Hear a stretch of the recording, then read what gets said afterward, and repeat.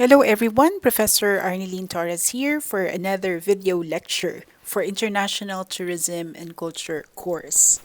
We are now approaching the end of the semester and this video lecture is, I would say, something that will give you the whole of the tourism ecosystem.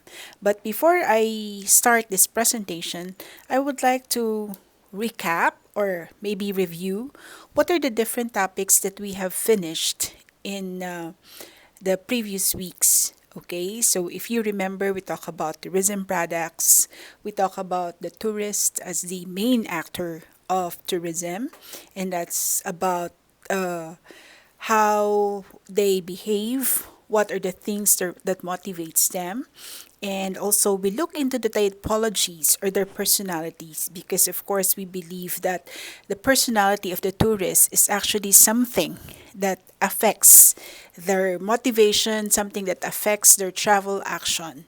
And also recently last week we have seen the codes of behavior given to us by United Nations World Tourism Organization on how to be a responsible tourist. I hope you learned something about that, and I hope that not only learn, but really in the next coming activities, tourism activities that you will have, you will be adapting some and practicing it as you journey to different destinations. Okay, so this video lecture is about tourism system and the tourism elements. So, what is a tourism system? The tourism system is a group of interrelated, interdependent, and interacting elements that together form a single structure. So, there are important keywords here from this definition. First is the tourism system. Second is interrelated. Third is interdependent. And a fourth one is interacting. And last is a single structure. So at this point, I would like you to look at what a system is. A system is something that is made up of parts. Okay, something that is made up of parts. Like, for example, if you look at your personal computer will not work and will not be functional if you don't have the CPU or the central processing unit, the monitor, and other parts. So it means to say that for it to become a system, going back to tourism, it has to be it has to have parts, okay? And so these parts are interrelated. We have seen the interrelationship, okay? Interrelationship of I would say a destination and an accommodation. It's interrelated in a sense that we will not be able to sell the destination without an accommodation, especially if that destination would need certain time for it to be reached. And it's just a waste of time if after you've reached the destination you will go, right? You would like to enjoy the destination, and so for you to have a longer enjoyment you need a place to stay. So the accommodation is of course interrelated, okay? Interrelated to the destination, and at the same time if there's no way or if there's no highway that goes to the destination it will never become a complete product, okay? So that's why we say it's interrelated. Now I guess interdependent word is almost the same as interrelated. The only thing uh, that defines or I would say that highlights this definition of interdependence is the dependency of each I would say infrastructure, or the interdependency of all the activities in tourism. Like for example, if there is I would say a very promising destination But if you don't have the road that brings you to that, and not only the road, but maybe if you don't have the transportation that will bring you to the destination, then definitely the activity will not push through, because everything that is within the part of this tourism system is interdependent.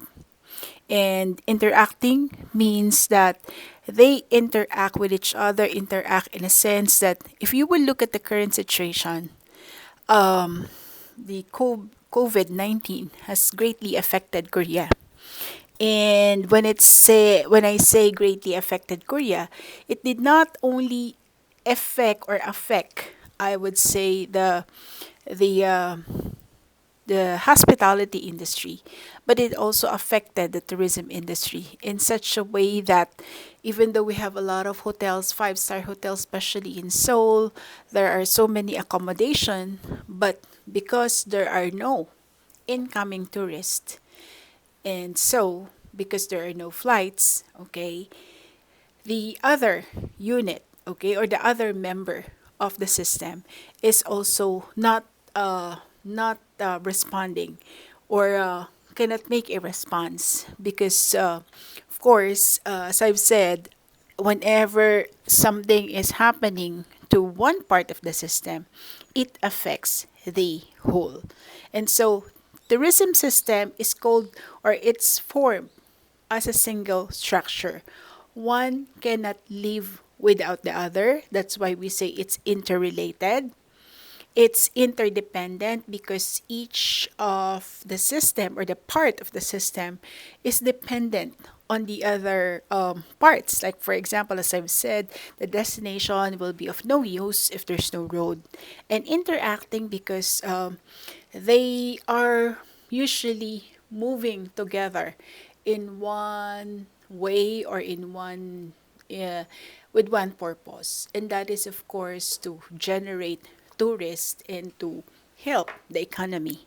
Okay, so I think we have a clear understanding of what tourism system is. Now, I would like you to see, according to this Laper's 1979 systems model, the geographical elements of tourism. When we say geographical elements, this is actually the space where the tourist moves. And we all know who is a tourist, right? So we have here the traveler generating region. And I think the simplest way to discuss this traveler generating region is this is the point of origin. Okay, the point of origin, the point where the tourist is coming from, or another word would be the residence or the temporary home, because it might not be the permanent home, but a temporary residence. And when I say temporary residence, just like me, okay, like I've been here in Korea for 10 years, so that's a temporary residence. And so this is where the tourists are coming from, the traveler generating region. And so the movement is from here, they will depart and go to the tourist destination region. The tourist destination region is any place that has been chosen by the tourists to stay and to enjoy tourism activities. Now, if we see here, there is a transit route region. The transit route region represents places or spaces that are usually there in between the traveler generating region and the destination region, as I would say a stopover or as a layover. This is also important because there can be we can come up with tourism activities at this transit route region.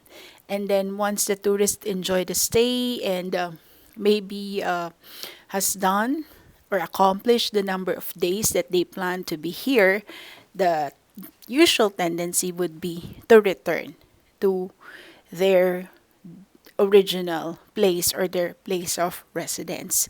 So in the systems model, it explains the elements, or what destinations or what spaces are involved, like traveler generating region, then we have the transit route region, and the tourist destination regions. Without this and without this, it can never become a tourism activity because we said that tourism activity cannot be completed without a movement. This can disappear. This flights coming from the traveler generation generating region can be a straight flight, but sometimes opportunities are created in here so that it can also generate income. Okay? Moving on to another, a little more complicated, or I would say an updated tourism system illustration is the one that was given to us by Weaver and Opperman in 2000. It's the latest because, as you see, the other one is a little bit outdated. In here, it's almost the same. But there is more complication in such a way that, of course, there is a traveler generating region, just like the previous one, and then there's the tourist destination region, which is actually the point of the point of destination. Here, we have two departing travelers. When I say two departing travelers, the other one represents travelers who are resident of this region. The other one represents the temporary, okay, the temporary, uh, I would say, residents, or probably these are travelers that has made a stopover here. That's why it's represented by departing travelers who are residents and those who are travelers that made a stopover in this region. And so the middle is the same, wherein there should be a movement. Like, for example, the transit. Okay, the transit is the movement from the generating region to the destination region. And so here, again, another thing that makes it different from the previous one is tourists arriving and staying. Arriving means this is the point of destination. Staying means it's actually the couple of days that they would usually spend in the destination region. And in here, okay, the movement from the traveler generating region to the tourist destination region uh, is greatly affected by the broader environment, known as the physical, cultural, social, economic, political, and technological. We have a separate video lecture about these broader environments, but at this point, what I would like to say is the activities of tourism is affected by what's happening in a micro environment, like for example, in a country or in a region, and it is also influenced by the macro environment, which can be a bigger space, like for example, we can say Asia Pacific or Southeast Asian countries, or maybe the whole world. Okay. Now, what are the elements of tourism? We keep on mentioning elements. So let's see what are the elements of tourism. This is the first element that you have met or that you have learned, the tourist.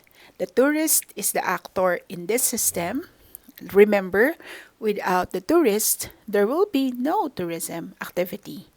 And tourism is a very human experience. Why do we say human experience? Look back at the tourism products that we have. And in that many tourism products, it's all about activities that this tourist can do that will make them learn, okay, and experience something new in the visited destination. They also expect to enjoy because of course they anticipated this activity, like here, anticipated this activity, and so the reason for going to the destination would be to seek enjoyment. And also what they want to happen is Whatever the experience from that destination is something that they can cherish as a memory. Okay, it can be remembered as one of the most important times of their lives. That's why if you will look back at the activities that you have given, usually I ask you to reflect, like for example, choose the destinations or maybe relate something to that destination, why you have chosen this, because I want you to cherish. I want you to cherish the experiences that you have gained from the destination. It's something that other people cannot steal from us because it's in our memory. Okay? Then the next element is the traveler generating region. If you can still picture out, the traveler generating region is at the beginning of the system, wherein it is the generating market for tourism. It provides the push to stimulate and motivate travel. So in here, when we say push, you remember our definition of push. The push is where the tourist searches for information, book a trips, and depart. So sometimes what pushes the tourists to make a decision is I would say, a discounted airfare or a good priced travel package, or maybe the push can be probably the need to unwind. And so because it matches with what is given by the market, by the residential market, then this is what serves as the push to do traveling. Okay, so the traveler generating region. Then we also have the tourist destination region. The tourist destination region is the sharp end of tourism. Why we say sharp end? Sharp end because this is where the verdict will come. So this is how you will assess the destination. This is where the full impact of tourism is felt and planning and management strategies are implemented. Okay, and another is the tourist destination region is also considered the pool to visit destinations. So, energizing the whole tourism system and creating demand for travel in the generating region. So, if you will look back at the push and pull theory, and if you can still picture out one of the slides in there wherein I identify the push factors and the pull factors. So this only summarizes, or this only um, affirms what you have learned in the motivation theory, that in the elements of tourism, the destination is actually the pull of the tourism activity.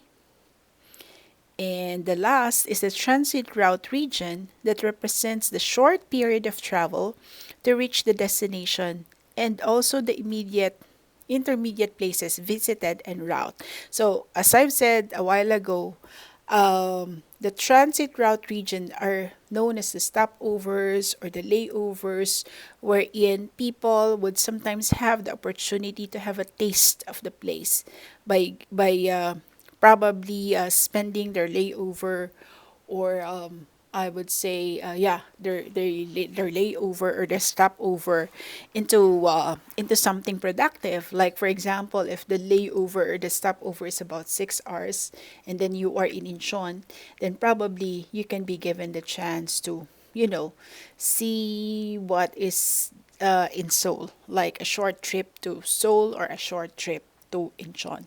In that way, it serves as a marketing activity for the transit route region, and at the same time, it gives pleasure to tourists who are having a stopover or a layover in that region. Okay? So, the tourism industry is described as the range of businesses and organization involved in delivering the tourism product, that is represented by transportation, by accommodation, by food and beverage, and by leisure or activities. And this is what the tourism industry is composed of: transportation, accommodation, food and beverage, and of course, entertainment or leisure activities. As I've said, they are interdependent. Without this, uh, the tourists coming from another destination will definitely not avail accommodation because there's none. So they are interrelated, interdependent. Like, who will you feed if there are no tourists? Okay, interrelated and interdependent units or parts of the tourism system. Okay, so I hope you learned something about this tourism system and tourism elements in the system. It's actually made up of the different businesses and organizations that are involved in delivering the tourism product. And in that system, it's made up of different elements. We have the actor, which is the main target and the main reason why do we have tourism activities. We have the traveler generating region, which is the point of origin or the region where the departing tourists are coming from. Then we have the transit route region, which is the in between where stopover and layover is happening. And the third is, of course, the tourist destination region. This is where you do the tourism activities. Now, for the elements, of course, we have here the different parts of the the system that makes it a whole. So we have the transportation, we have accommodation, food and beverage, and of course, leisure or entertainment. I hope we can now picture out what tourism system is and what are the elements of tourism. So if you have questions, if there are things that are not very clear to you as you listen to this presentation, you can always go back and review the presentation, or you may write your questions on a piece of paper and let's discuss those questions during our online class. Okay, so thank you for listening and see you on Friday for our online class. Have a good day. Bye.